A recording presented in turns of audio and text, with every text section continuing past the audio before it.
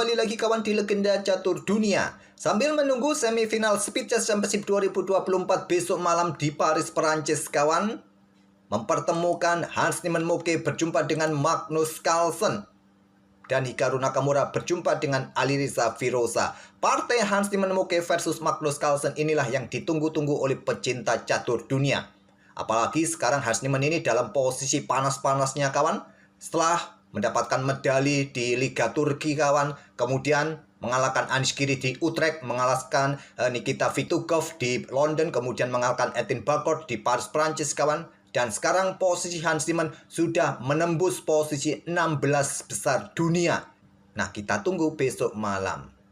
Sementara untuk hari ini kita tetap melanjutkan untuk mengulas permainan Magnus Carlsen di Title Tuesday kawan, di mana di sesi awal Magnus Carlsen menempati posisi keempat, mendapatkan 9 poin dari 9 kali kemenangan, 2 kali kalah. Begitu juga di sesi akhirnya Magnus Carlsen mendapatkan 2 kali kekalahan, menempati posisi 14 kawan. Kemarin sudah kita ulas satu game permainan Magnus Carlsen menghadapi French Defense, menghancurkan French Defense sangat cepat kawan. Kemudian kita susul mengulas permainan Magnus Carlsen yang kalah dari seorang FIDE Master.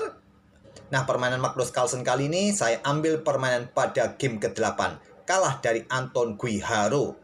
Sebelumnya kalah oleh Alexis Sarana. Langsung ke papan analisisnya kawan dari permainan Magnus Carlsen melawan David Anton Guiharo pada babak atau game ke-8. Menghadapi Grandmaster Spanyol David Anton Guiharo, Magnus mengawali dengan pion E4, karukan defense di sini pion C6. Magnus tidak dengan pion D4 tapi dengan kuda F3 dengan pion D5, dan Magnus tidak memilih langkah utama kuda C3 tapi memilih dengan pion D3. Magnus mengajak permainan tanpa menteri lebih awal kawan. Jika hitam mau melanjutkan permainan seperti ini, maka kita temui permainan tanpa menteri di langkah ke-5. Nah, untuk mencegah permainan seperti itu kawan, biasanya kuda C3 akan dikeluarkan terlebih dahulu, bukan dengan pion D3 kawan. Dengan kuda C3 biasanya hitam merespon dengan pertukaran juga bisa, tapi paling banyak adalah gajah G4. Nah, bisa kalian usir, gajah bisa mundur, tapi paling banyak langsung melakukan pertukaran gajah sikat kuda F3, menteri ambil balik, dan pion E6 akan dilanjutkan oleh hitam kawan. Disusul kuda ke D7, diikuti dengan kuda G ke F6. Ya, tentu dengan pion D3, kuda D7 terlebih dahulu. Mungkin gajah ini akan dikembangkan kawan ke petak E3 terlebih dahulu kah, atau ke petak E2 terlebih dahulu kah, atau ke petak D2 opsinya segera rokade panjang. Paling banyak kuda C3 terlebih dahulu untuk menghindari lajur D terbuka. Magnus Carlsen menantang permainan seperti itu, ditolak oleh David Anton Guiharo. Tidak keluarkan gajahnya kawan, disusul dengan pion E6 tapi langsung dengan pion E6. Magnus kuda B ke D2, kuda F6, pion E5, kuda F mundur ke D7, pion E5. Setelah pembukaannya diawali dengan permainan karukan, sekarang di langkah ke-6 bertransposisi ke bentuk permainan French Defense variasi taras kawan, karena balasan dari hitam dengan pion C5. Nah, permainan French Defense variasi taras biasa kita temui di posisi ini dengan langkah pion E4, pion E6, pion D4, pion D5, nah kuda D2 variasi taras kawan.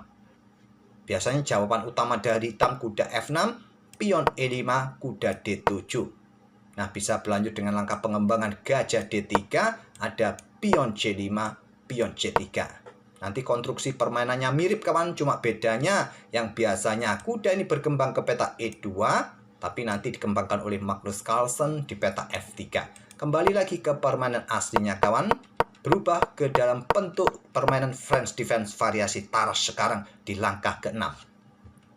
Pion C3, kuda C6, nah gajah D3, mirip bukan? Bedanya ada kuda F3, tidak ke petak E2 kawan. Nah, selanjutnya pion A5 untuk mendapatkan ruang lebih. Nah, Stockfish di sini memilih untuk rokade amankan raja. Ini langkah kuat yang paling populer juga dipilih oleh manusia kawan. Atau juga dengan pion H3, atau cukup pion A3 untuk menambah kontrol petak B4 agar nanti selepas pertukaran pion pusat masih ada yang menjaga ruang petak B4 ini nanti ke depan. Magnus memilih pion A4. Langkah pion A4 ini juga banyak yang memilih di posisi ini kawan. Ya, Stockfish tidak menyukainya, tapi manusia banyak juga yang memilih. Tapi nanti kalian bisa melihat apa kelemahan pion A4 ini kawan di permainan middle game-nya. Menteri B6 menekan pion ini yang sulit di backup lagi oleh putih. Dengan kuda B3 maka ada garbuan kawan. Sulit untuk backup pion ini. Magnus Carlsen melepaskannya rokade. Bagaimana jika putih mendahului pertukaran pion? Pion ini lemah kawan, bisa disergap oleh dua kuda nanti ke depan dan juga memberikan waktu lebih cepat bagi gajah keluar. Kurang bagus juga bagi putih kawan. Oleh karena itu Magnus melepaskannya. Magnus kehilangan pion pusat, pion C pukul pion D4. Pion C ambil balik pion D4. Kuda ambil balik. Kuda pukul kuda D4. Ambil balik oleh menteri. Kuda F3. Lindungi pion. Serang menteri. Jaga gajah juga di petak D3. Menteri mundur kembali ke B6. Magnus gajah B5. Pin kuda kawan tidak memberikan tempo bagi gajah untuk berkembang. Setelah gajah E7, Magnus meluncurkan serangan di sisi raja dengan pion H4. Seperti kemarin tidak rokade kawan, dorong pion H, pion G, benteng diangkat naik. Atau benteng kemarin belum sempat diangkat, sudah keburu skakmat kawan. Nah, rokade pendek dari Anton, pion H5 lanjut Magnus dihentikan dengan pion H6. Memang bentuk provokasi pion didorong terus ini kawan. Agar hitam memainkan konstruksi seperti ini, gajah siap diluncurkan nanti. Ya sebelum itu menteri akan keluar di lajur G nanti ke depan. Gajah E3 terlebih dahulu. Serang menteri kawan. Apakah mau diblokade dengan kuda kah, dengan gajah kah? Kemungkinan nanti ada benteng C1. Menteri mundur ke petak D8. Di sini ada benteng C1. Pion B6. Perkuat posisi pionnya kawan, dan juga untuk dukungan kuda C5, juga untuk gajah keluar menatap pertukaran mungkin di area terang ini nanti ke depan. Magnus mengantisipasinya, menteri ke petak E2. Kuda C5 sekarang, dan di sini ada kuda D4 siap untuk melakukan aksi rebut gajah gelap. Gajah D7 menantang pertukaran gajah terang sekaligus melindungi petak C6-nya. Di sini ada menteri G4, idenya sederhana. Raja langsung lari ke petak H8 dan Magnus angkat benteng, petak C3. Idenya ya siap berikan dukungan bagi menteri kawan. Tapi Stockfish menyukai cukup ke baris kedua ataupun bermain dengan pion F4 langsung. Tapi angkat ke baris ketiga, benteng C3 dan kuda ambil pion A4. Inilah yang menjadi kelemahan pion A4 kawan. Kuda ambil pion A4, Magnus kehilangan 2 pion sekarang. Gajah ambil kuda A4, gajah pukul gajah, dan Magnus coba mengambil pion di petak E6. Kuda ambil pion E6, garbuan pada menteri benteng kawan. Pion ambil balik kuda terlebih dahulu, menteri ambil gajah A4 lanjut Magnus. Magnus bisa mengembalikan selisih 1 pion sekarang. Tapi coba lihat kawan. Hitam punya mayoritas pion di sisi menteri, 2 pion melawan 1 pion. Gajah B4. Benteng akan naik petak C6, coba rebut pion. Dorong pion D4. Gajah mundur ke C1. Memang sulit kawan bagi gajah ini. Sudah tidak ada ruang lagi kawan. Kesini ada pion menteri, ada benteng, ada gajah. Yang aman, sangat logis bagi kita, tarik mundur. Mungkin kalian melihat bisa geser benteng D1, mengepin pion kawan. Mungkin sudah dikalkulasi betul oleh Magnus kawan. Dia tidak ingin bermain dengan cara seperti ini. Karena hitam bisa saja korbankan menteri. Coba lihat, pion ambil gajah. Benteng ambil menteri. Pion pukul pion F2 skak dengan dukungan benteng dari belakang kawan. Memaksa raja akan bergeser ke petak F1. Selepas itu benteng A ambil benteng D8. Harus berhati-hati. Sangat riskan kawan juga bermain dengan benteng D1.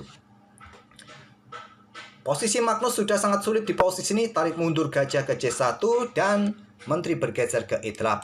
Pin benteng di sini dan persiapan juga untuk rebut pion ini kawan.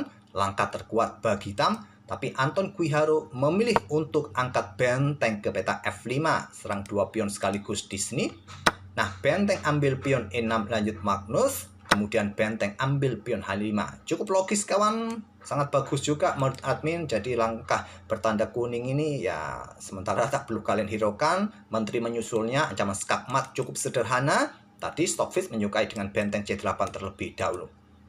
Magnus antisipasi dengan gajah F4. Lagi-lagi pergerakan gajah, langkah yang kurang bagus. Menurut engine kali ini blunder besar.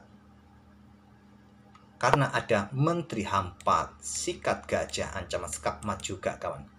Maklum, permainan cepat kawan sekelas Magnus Carlsen pun blunder sering terjadi. Apa langkah terkuatnya bagi putih untuk mempertahankan atau langkah yang bisa menyulitkan bagi hitam? Menteri C6. Tekan benteng. Jangan berikan tempat bagi menteri untuk keluar kawan. Kalau ada benteng C8 di sini, menteri B7 tetap memberikan tekan bagi benteng. Jangan sampai berikan ruang pergerakan bagi menteri atau tempo keluar ancaman skakmat. Oke kawan, di sini tadi dengan gajah F4 Magnus Carlsen bermain, menteri H4 ancaman skakmat 1 langkah, pion F3 berikan ruang pergerakan bagi raja. Nah, kalian jangan terburu-buru untuk ambil gajah kawan, cukup berbahaya.